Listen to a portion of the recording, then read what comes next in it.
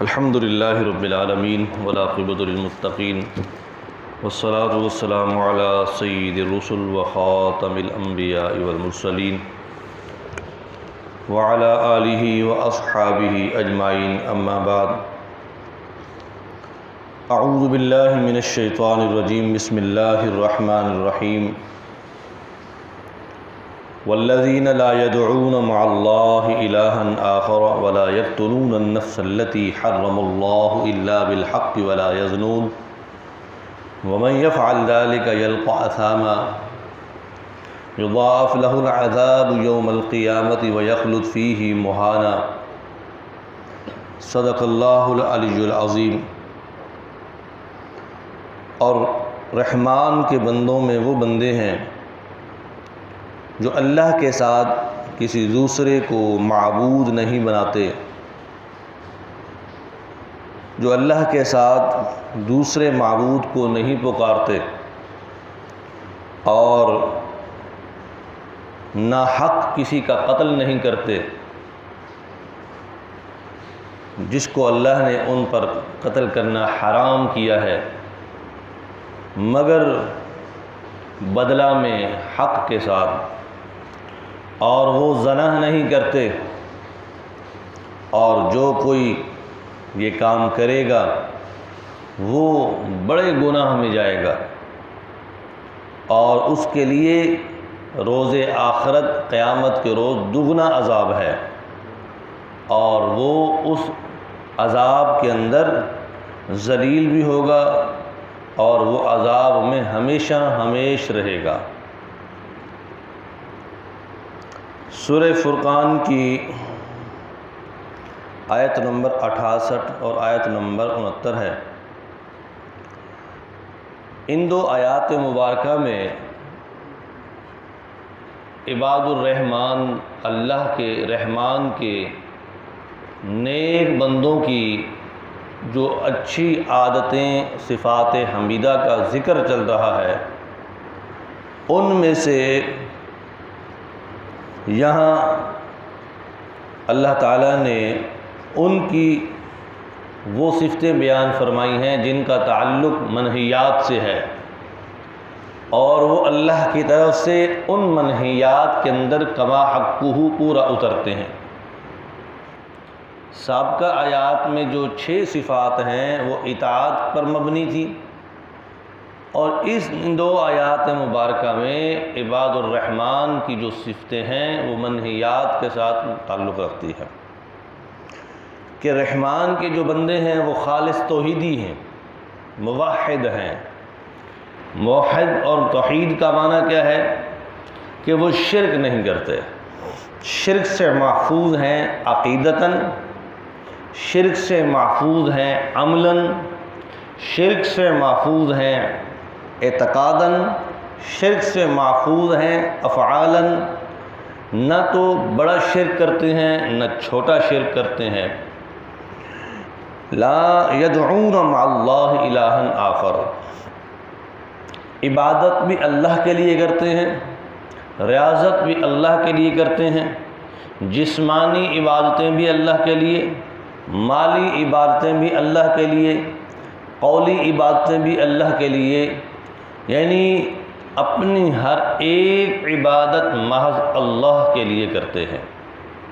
ان کی عبادت کا مبدأ ہے تو صرف اولین اور آخرین اللہ کی ذات ہے، اللہ تعالیٰ کے علاوہ وہ سوچ بھی نہیں سکتے، کسی کے لیے قدم بھی نہیں اٹھا سکتے، نظر بھی نہیں اٹھا سکتے۔ لا يدعون مع اللہ، وہ اللہ کے علاوہ کسی کو نہیں پکارتے۔ ان کی زندگی میں کتنے سے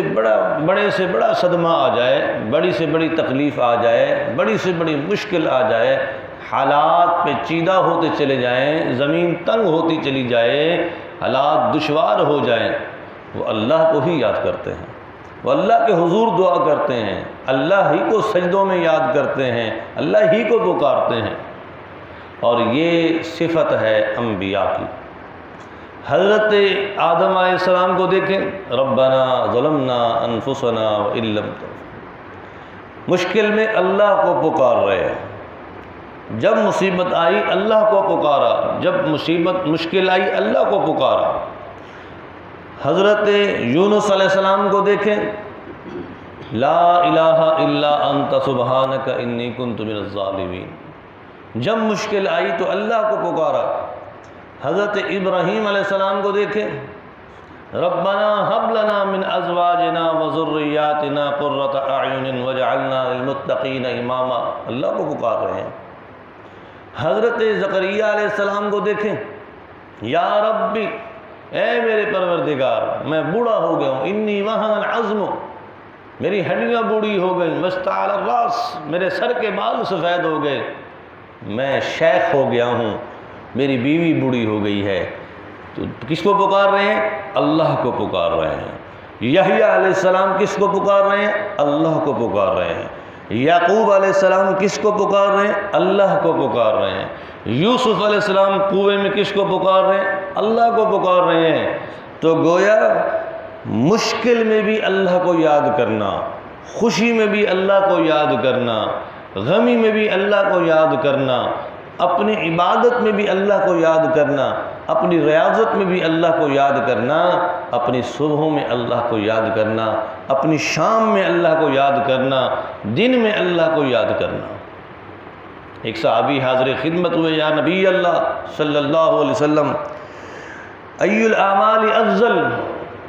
عمل تو بہت سارے ہیں، نماز بھی ایک عمل ہے، قرآن پڑھنا بھی ایک عمل ہے، آنکھوں کی حفاظت کرنا بھی ایک عمل ہے، زکوٰۃ دینا بھی عمل ہے، خیرات دینا بھی عمل ہے۔ ای الاعمال افضل، کوئی ایسا عمل بتائیں جو فضیلت والا ہو اور اجر و ثواب میں زیادہ ہو اور پڑھنے میں آسان ہو۔ تو نبی پاک صلی اللہ علیہ وسلم نے فرمایا، تم اپنی زبان کو ہر وقت اللہ کے ذکر میں تر رکھو، تمہاری زبان پر ہر وقت اللہ کا ذکر ہو، اللہ اللہ ہو، جب بیٹھو، جب لیٹو، جب کام کرو، جب سفر پہ جاؤ، جب بازار میں جاؤ، جب گھر آؤ، جب گھر سے باہر جاؤ، جب کسی سے ملاقات کرو تو تمہاری زبان پر اللہ کا ذکر ہونا چاہیے۔ مطلب ایک صورت تو یہ ہے کہ تم تسبیح پڑھتے رہو، سبحان اللہ سبحان اللہ الحمدللہ اللہ اکبر استغفر اللہ ولا حول، اور ایک صورت یہ ہے کہ اپنی زبان پر اللہ کی قدرت کے نغمے سناؤ کہ اللہ تیری شان کتنی بڑی ہے، تو نے کتنا خوبصورت سورج بنایا، اللہ تیری شان کتنی بڑی ہے، تو نے چاند کتنا خوبصورت بنایا، اللہ تیری شان کتنی بڑی ہے، تو نے اپنی قدرت سے آسمان کیسے بنائے، اللہ تیری شان کتنی بڑی ہے، تو نے اپنی شان سے زمین کیسے بنائی، اس زمین پر درخت کیسے لگا دیے، ان درختوں پر پتے کیسے لگا دیے، ان پتوں کے ساتھ بور کیسے لگا دیا، پھول کیسے لگا دیے، اللہ تیری شان کیسی ہے، تو نے پھل کیسے لگا دیے، پھر پھلوں کی رنگتیں کیسے بدل دیں، پھر ان میں قسم قسم کے ذائقے کیسے بنا دیے، پھر ان میں قسم قسم کی مشروبات کیسی رکھ دی۔ یہ اللہ کا ذکر ہے، یہ بھی اللہ کا ذکر ہے کہ اپنی زبان سے اللہ کی شان کو پڑھنا اور اللہ کی کائنات کی تخلیق میں اللہ کے شاہکار قدرت کے ایک نمونوں کو اس کے سامنے بیان کرنا، اللہ یہ بھی تو نے بنایا، یہ بھی تو نے بنایا، یہ بھی تیرا ہے، یہ بھی تیرا ہے، اور بیٹھ کر اللہ کے ذکر میں اپنے وجود کو بیان کرنا، اللہ تیرا شکر ہے کہ تو نے مجھے مرد بنایا، اللہ تیرا شکر ہے تو نے مجھے جوانی عطا کی، اللہ تیرا شکر ہے تو نے مجھے جوانی میں صحت عطا فرمائی، اللہ تیرا شکر ہے تو نے مجھے آنکھوں سے نابینا نہیں کیا، کانوں سے بہرا نہیں کیا، اللہ تیرا شکر ہے مجھے سونگھنے کی طاقت عطا کی، مجھے چکھنے کی طاقت عطا کی، مجھے بولنے کی طاقت عطا کی، اللہ مجھے ہونٹ خوبصورت دیے، مجھے چہرہ خوبصورت دیا، مجھے بال خوبصورت دیے، میرے چہرے کی ساخت کو خوبصورت بنایا، اللہ تو نے مجھے ایسا وجود دیا جس سے میں راضی ہوں، میرے ہاتھ ٹھیک ہیں، میرے پاؤں ٹھیک ہیں، میں صحت مند ہوں، دیکھ سکتا ہوں، سن سکتا ہوں، بول سکتا ہوں، سونگھ سکتا ہوں، طرح طرح کی چیزیں پی سکتا ہوں، کھا سکتا ہوں، اللہ تیرا شکر ہے تو نے لباس پہنایا، جوتا پہنایا، تو نے نیند عطا کی، پھر نیند سے بیدار کر دیا، اللہ تیرا شکر ہے تو مجھے روزی عطا کرتا ہے، پیسے عطا کرتا ہے، مال عطا کرتا ہے، تو نے ماں باپ دیے، تو نے بیوی بچے دیے، اللہ تیرا شکر ہے تو نے سواری دی، تیرا شکر ہے تو نے صحیح سلامت میرا سفر کرا دیا، تیرا شکر ہے تو نے مجھے یہ نعمت دی، یہ نعمت دی، تو یہ اللہ کا ذکر ہے۔ وَالَّذِينَ لَا يَدْعُونَ مَعَ اللَّهِ إِلَٰهًا آخَرَ، حقیقی معنی تو یہی ہے کہ اللہ کے ساتھ کسی کو شریک نہ ٹھہراؤ، اور مفہومی معنی یہ ہے کہ اللہ کی شان کو بیان کرو جتنا کر سکتے ہو۔ تو موحد وہ ہے جس کی زندگی کے عملاً بھی شرک نہ ہو، افعالاً بھی شرک نہ ہو، اور اعتقاداً بھی شرک نہ ہو۔ معاشرے کے اندر آپ دیکھ رہے ہیں بہت سے مسلمان نام نہاد کے اپنے آپ کو مسلمان کہتے ہیں، نمازی بھی کہتے ہیں، حج بھی کر کر آتے ہیں، عمرہ بھی کر کر آتے ہیں، لیکن شرک سے نہیں پاک آتے، شرک سے نہیں بچتے۔ اللہ کے ساتھ ساتھ وہ اللہ کے غیر کو بھی مانتے ہیں کہ یہ بھی کچھ کر سکتا ہے، اس سے بھی ہو سکتا ہے، اس سے بھی ہو سکتا ہے، اس سے بھی مانگا جائے، اس سے بھی مانگا جائے۔ ہم دیکھیں حضرت زکریا علیہ السلام کی عمر کو دیکھیں، بڑھاپے کی عمر ہے، اور بڑھاپے میں کہہ رہے ہیں یا رب، اے میرے پروردگار،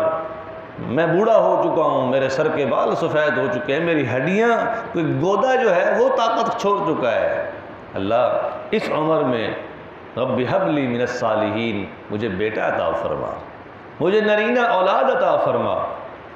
پتہ یہ چلا اولاد کی نعمت زندگی میں جس حال میں بھی مانگنی ہے وہ اللہ سے مانگنی ہے، اللہ کے علاوہ اولاد کوئی نہیں دے سکتا۔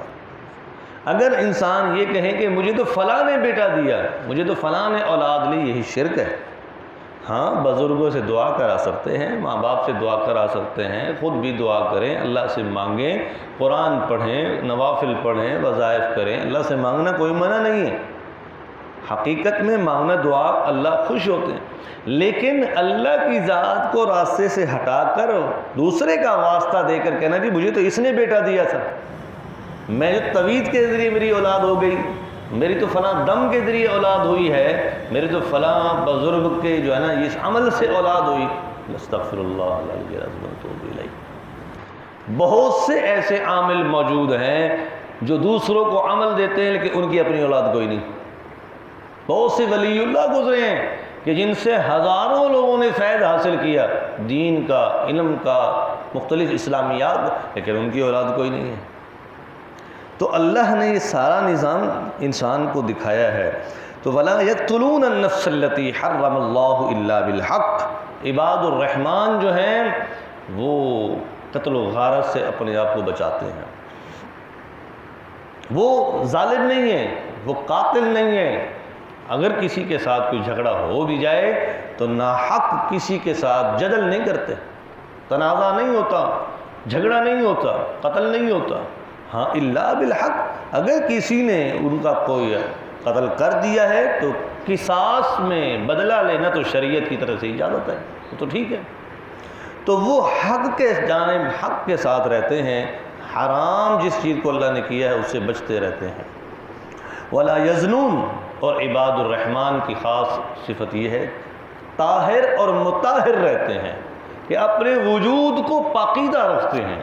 اپنی لائف کو بالکل صاف ستھرا رکھتے ہیں، اپنے دامن کو ہر وقت پلو کو محفوظ رکھتے ہیں۔ ولا یزنون، زنا جیسی لعنت سے محفوظ ہوتے ہیں۔ جو اللہ والے ہوتے ہیں عباد الرحمن، نیک لوگ زنا کے قریب بھی نہیں جاتے، ان کے اندر زنا کی محبت، زنا کی لذت، زنا کی چاشنی یہ ہوتی نہیں ہے، وہ حرام چیزوں سے بچتے ہیں، حلال چیز سے بچتے ہیں۔ زنا ایک لعنت ہے، زنا ایک عذاب ہے، زنا ایک خبیث ترین فعل ہے، زنا ایک گندگی اور خباثت ہے۔ اللہ تعالیٰ نے اپنے بندوں کے لیے حلال طریقہ رکھا ہے، شادی کا طریقہ رکھا ہے، نکاح کا طریقہ رکھا ہے، میاں بیوی کو ایک دوسرے پر حلال کیا ہے۔ ہن لباس لکم وانتم لباس لکم، مرد عورت کا لباس اور عورت مرد کا لباس۔ جو زنا کا معاملہ ہے یہ بڑا بھیانک ہے۔ اب یورپ پڑھ کر دیکھیں، یورپ کے ملکوں کی آپ تاریخ پڑھ کر دیکھیں، یورپ کے معاشرے کی حقیقت کو کھول کر دیکھیں تو آپ کو یورپ کے لوگوں کی زندگیوں کے اندر، مغربی ممالک کے لوگوں کی زندگیوں کے اندر حلال کی جگہ حرام 90% نظر آئے گا، 90%، اور 75% اولاد ان کی اس طرح حرام سے ہے۔ اسلام نے ایک پاکیزہ نظام دیا ہے، اسلام نے ایک صاف ستھرا نظام دیا ہے، ایک حلال طریقہ اختیار کرنے کا حکم دیا ہے، حلال طریقے سے استعمال کرو۔ اس لیے حدیث پاک ہے مشکات شریف میں، نبی اکرم صلی اللہ علیہ وسلم نے فرمایا، اے نوجوانوں کی جماعت، اگر تم نکاح کرنے کی طاقت رکھتے ہو پھر دیر نہ کرو، پھر جلدی کرو، نکاح کرو اور اپنے ایمان کی حفاظت کرو اور اپنے آپ کو گناہوں سے بچاؤ۔ تو اس لیے ولا یزنون، جو اللہ کے نیک بندے ہیں وہ زنا سے بچتے ہیں، ان کی زندگیوں میں زنا نہیں ہوتا ہے۔ ومن یفعل ذلک یلقى اثاما، اور جس نے شرک کیا، جس نے قتل کیا،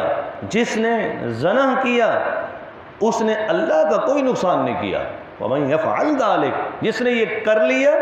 یلقى اثاما، وہ اپنے گلے میں گناہ لٹکائے پھر رہا ہے،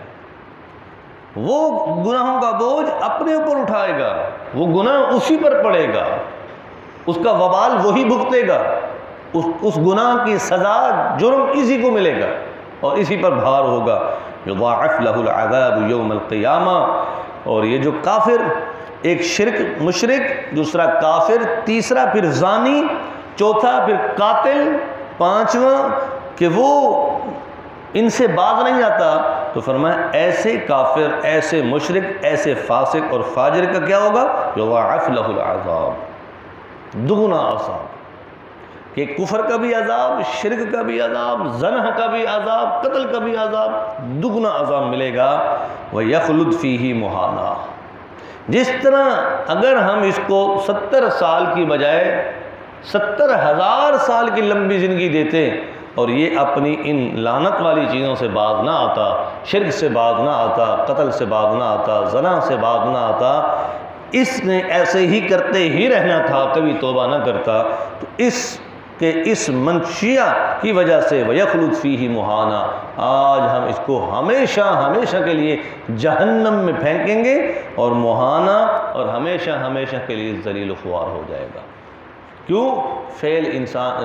زنا کا فعل انسان کو ذلیل کر دیتا ہے، قتل کا فعل انسان کو ذلیل کر دیتا ہے، شرک والا فعل انسان کو ذلیل کر دیتا ہے۔ انسان یہ جو سوچتا ہے کہ میں جو عمل کرتا ہوں کسی کو کیا پتا، وہ تو گناہ صرف میں نے کیا ہے، وہ میری ذات سے گناہ ہوا، فرد واحد کا ایک جرم ہے۔ نہیں، فرد واحد کا جرم نہیں ہے، اس ایک جرم کا اثر دنیا کی پوری عالم برادری پر پڑتا ہے، پوری انسانیت پر پڑتا ہے، کیونکہ جب کوئی نیک آدمی نیکی کرتا ہے تو اس کا اثر، اس کی رحمت پھیلتی ہے، اور جب کوئی برائی کرنے والا برائی کرتا ہے تو اس کی خباثت، اس کی لعنت، اس کی بدبو بھی پھیلتی ہے، کئیوں کو نقصان ملتا ہے۔ اللہ تعالی ہم سب کو نیک صفات اپنانے کی توفیق عطا فرمائے، ہم سب کو تمام قسم کے گناہوں سے محفوظ فرمائے، آمین رب العالمین۔ الحمدللہ رب العالمین والعاقبۃ للمتقین والصلاۃ والسلام علی نبی الکریم وعلی آلہ وصحبہ وبارک وسلم۔ ربنا آتنا فی الدنیا حسنہ وفی الآخرۃ حسنہ وقنا عذاب النار۔ صلی اللہ تعالی علی خیر خلق محمد وعلی آلہ وصحبہ اجمعین، آمین برحمتک۔